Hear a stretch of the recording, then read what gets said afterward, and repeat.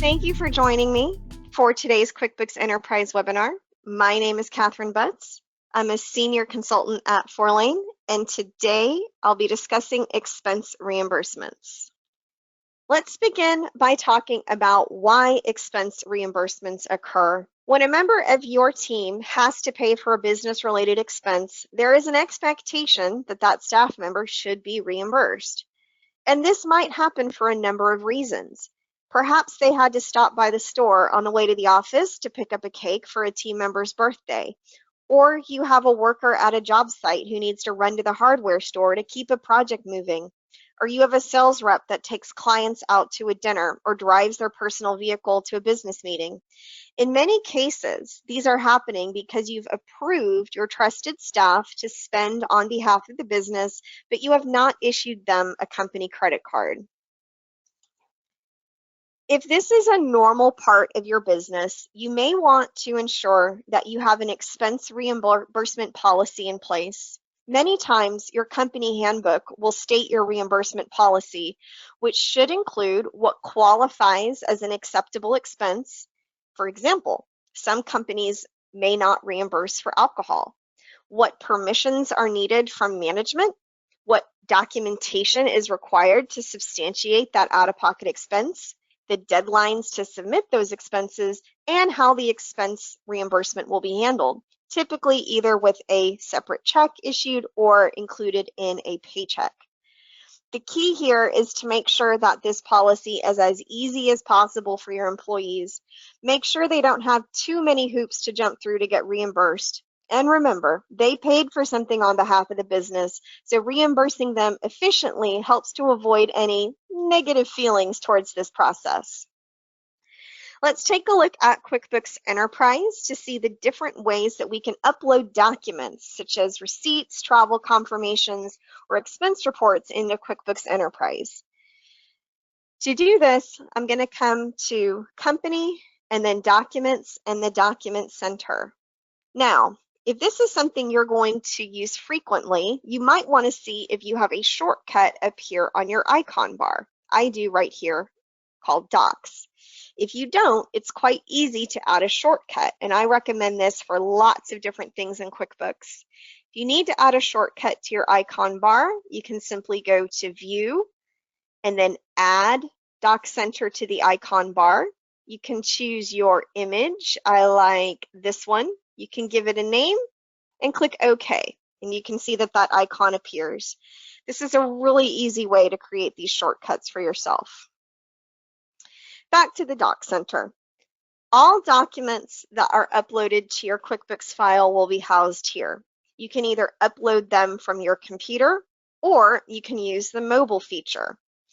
I'm going to open up this mobile feature, which does take a second to open. In order to use the mobile app, you do need to invite your team using this Manage Users option here, which I'm going to show you, to give permission to link their Intuit account to your QuickBooks file. So this little infograph here kind of outlines that process. So you would need to invite them to be an Intuit user to use this feature. Once they have those permissions, it's quite easy to use the QuickBooks Desktop app from your phone to send pictures of receipts and other documents to the Document Center within QuickBooks Enterprise. This app is available for iPhones and Android phones. And encouraging your employees to use their phone for receipt management is a great way to make sure that they capture those receipts right away before they've had a chance to disappear in their trucks before they even get back to the office. This is quite simple to use, and I'm going to show you some screenshots of this process from my iPhone. Once you open up the QuickBooks Desktop app on your phone, you'll see a receipt, bill, and document option.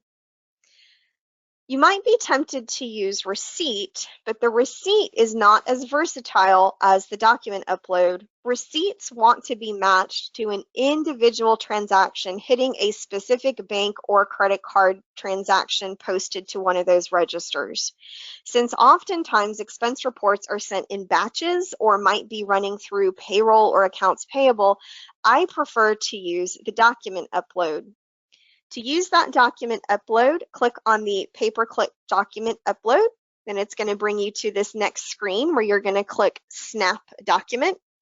And then it's going to open up your phone's camera. You can snap a picture of that receipt or documentation, or if you already have the picture, you can select the photo to upload, and you'll say use this photo. You can crop that photo if necessary as well. On the next screen, you're going to see the document details. You can edit the name of the document if you choose, and you can add in a memo. I always like to make sure that we're asking our team in the field to add memos to their receipts, as that can help to match up that receipt to either a staff member or their charges later on. Once you click upload, you're going to get a confirmation with the happy green check mark here that that document has been uploaded to QuickBooks, and in just a few moments it'll be present in your documents uploaded from mobile section of your doc center. Later on, we're going to attach some of these to our reimbursement transactions. It's important to note that just uploading copies of receipts might not be sufficient for your documentation policy. So you need to still make sure that your staff is following up on submitting expense reports or any other required documentation as well. Now that we have that documentation in place, let's go ahead and talk about reimbursing our employees. We're going to look at some different ways that our book should be structured to make this as easy as possible. First, we want to make sure that our chart of accounts is set up with the correct GL accounts to capture these expenses. I'm going to come up to lists and then chart of accounts to review this very simple chart of accounts setup that I have here for us today. Thinking through the different types of reimbursable expenses you might have: meals, travel, job supplies, office supplies or break room supplies, auto mileage. Be sure that you have this structure in place in your expense and cost of goods sold accounts. It might be tempting to just have one expense account called reimbursements, but oftentimes you'll get questions from your accountants at tax time asking you to break those out, especially if meals are involved. So I like to map my reimbursed expenses to the same account on the chart of accounts that I would use if the purchase were made with a company account. Let's look at the simplest way to issue a reimbursement. Let's go ahead and write a check. First thing, back on the home page, I'm going to click on the Write Check button. And here, after choosing the bank account, I want to make sure that I select the payee. Now, this is going to be to one of my employees named Morgan. Pay to the order of Morgan. You can see at the bottom of my list here, I have her listed even though she's an employee. And here on the expenses tab, I can choose the accounts that I'm going to be using. Maybe she gets some office supplies and she had telephones and she had some meals. From the check tab, I can also include customer job information if I'm job costing, and those are going to be associated with the customer job. Alternatively, I could also use an item to be able to track that back for job costing purposes with my double-sided items. So I'm very versatile in what I can do here. Additionally, I can use the paperclip icon at the top of my screen here to be able to attach one of my documents, either from mobile upload or uploaded to my computer, and to be able to substantiate Morgan's expense claim here. Once I click Add, that document is going to be attached to this. And you can see that little paperclip now has an orange 1, indicating that there's one attachment. Once I click Save and Close, very simply, we'd hand Morgan that check, print the check, or handwrite the check, and we're all good. Another way that we can handle this is by using accounts payable, and we can do that in a very similar way. So again, if Morgan has just submitted her expense report, but I'm not quite ready to pay her, I'm going to enter a bill. Now, when I pull down on this menu here, I'm not going to see Morgan's name, and that's because accounts payable transactions like bills are only associated with vendor names. So if I do need to have Morgan show up on this list, I might need to come in and add new. And sometimes this is where we see that we need to append that name with -V for vendor or make it unique to her employee name, because I can't have the same name identical in both my vendor and employee list. So again, I can add that name. I can break out those expenses as needed, and I can issue her payment. Now, this payment is going to be tracked through accounts payable. I can still use my customer job. I can still use items if needed, and I can still attach. The only difference here is that after recording this bill, this transaction would hit my accounts payable. And the idea here is that we would track this payment due to Morgan, and we'd reimburse her on our next accounts payable check run. Perhaps that happens next week.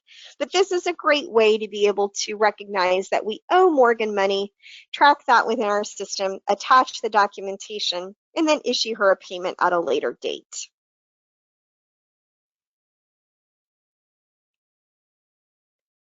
Another common way to handle expense reimbursements is to issue the employee their reimbursement via payroll. If you're using an outside payroll system like ADP, Gusto, or Paychex, you'll need to be sure that that system has the reimbursement set up within those systems so that you have a place to be able to issue those reimbursement amounts. When you're recording your payroll from an outside system, you'll want to take a look at those reports, because you'll want to ensure that you break out the reimbursements from your other payroll expenses like wages, taxes, and benefits. So on a reporting system from an outside system, it's just as important to make sure that we have good structure set up so that those can get journaled or entered into the system, accurately hitting the financials. If you're using QuickBooks Payroll, I'm going to walk through some setup tips here for 2 different methods to handle expense reimbursements. Like all things in payroll, we want to make sure that our payroll items are set up accurately. Let's go to Lists and then Payroll Item List to set up a new expense reimbursement item. I'm going to create a new expense reimbursement, and I'm going to use the custom setup so we can see all the available fields. On the payroll item type, I'm going to choose addition, because addition here already states and talks about reimbursements. I'm going to click next, and I'm going to give a name for this addition. Let's call it meal reimbursement. I'm going to click next.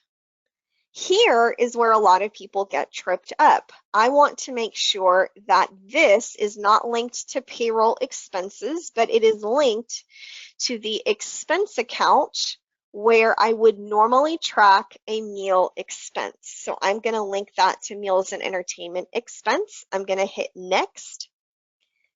The next question here is the tax tracking. Now, this is not a compensation item. I'm actually going to choose none. And once I choose none, if you read in this verbiage on the screen here, it says these include items such as expense reimbursements. So that helps me to know I'm on the right track.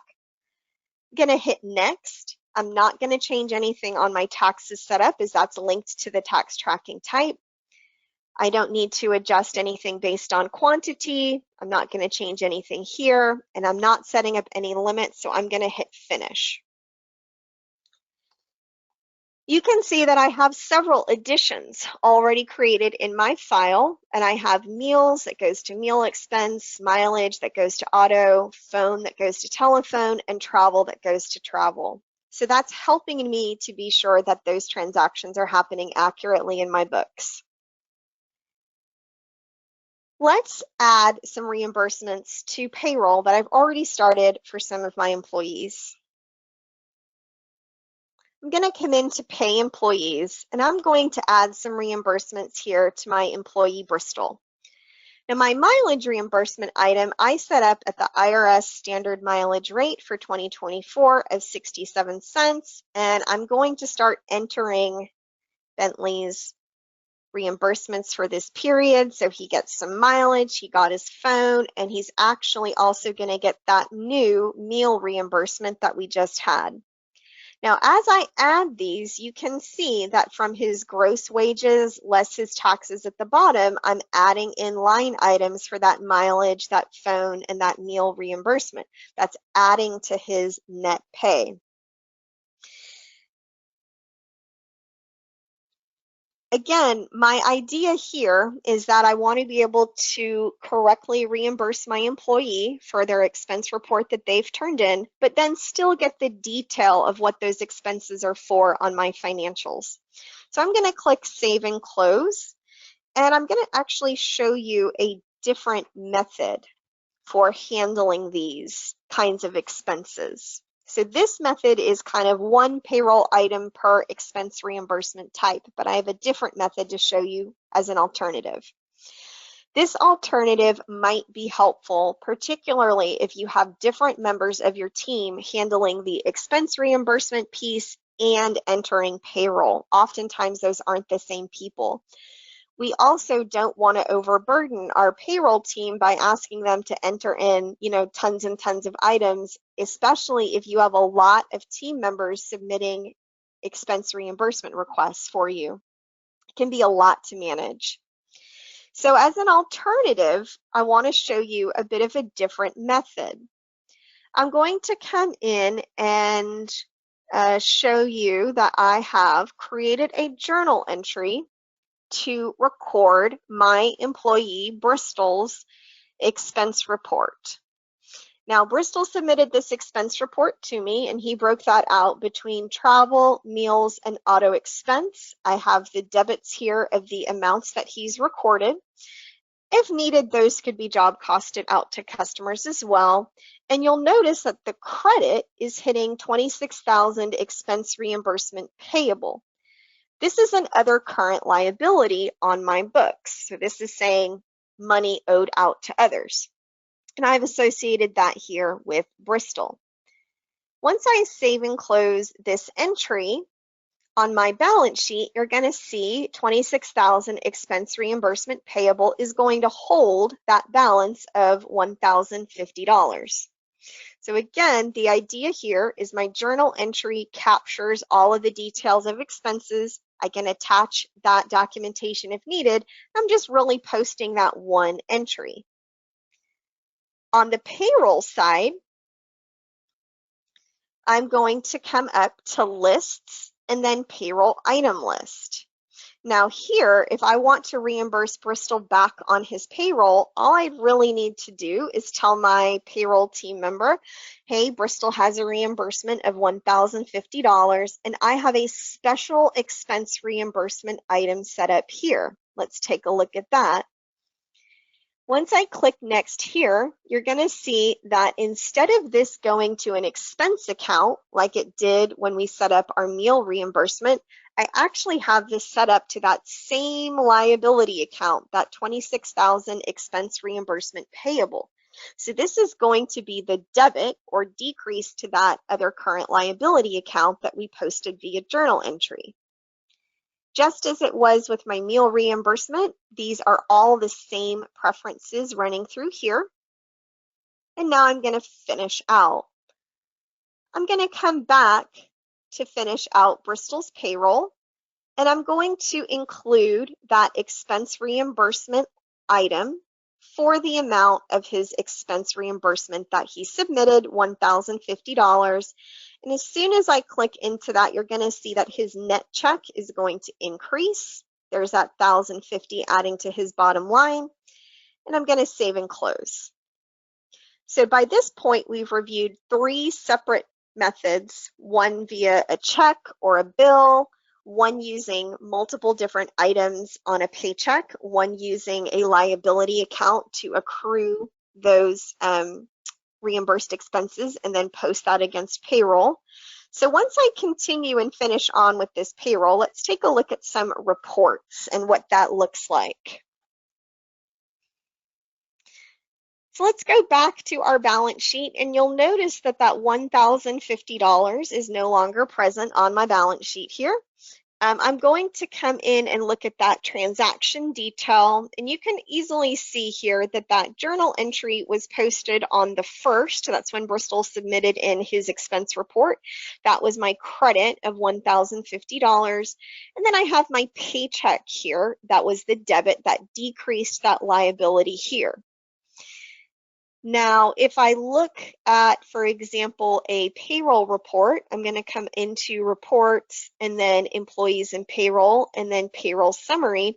You'll be able to see in my payroll summary that those line items are broken out on my payroll summary as well. So I am able to see how much was sent in each of those different line items here.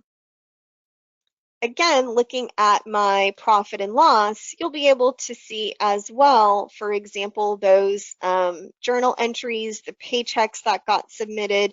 So I am really being quite detailed in how I'm recording those expenses. My whole goal here is that the telephone expense hits the telephone expense, whether it's something paid by the company directly or reimbursed to one of my employees. I hope you find this to be helpful. Please join me again next week when we discuss KPIs. And I appreciate all of your time today discussing different ways to handle expense reimbursements within QuickBooks Enterprise. Thank you and have a great day.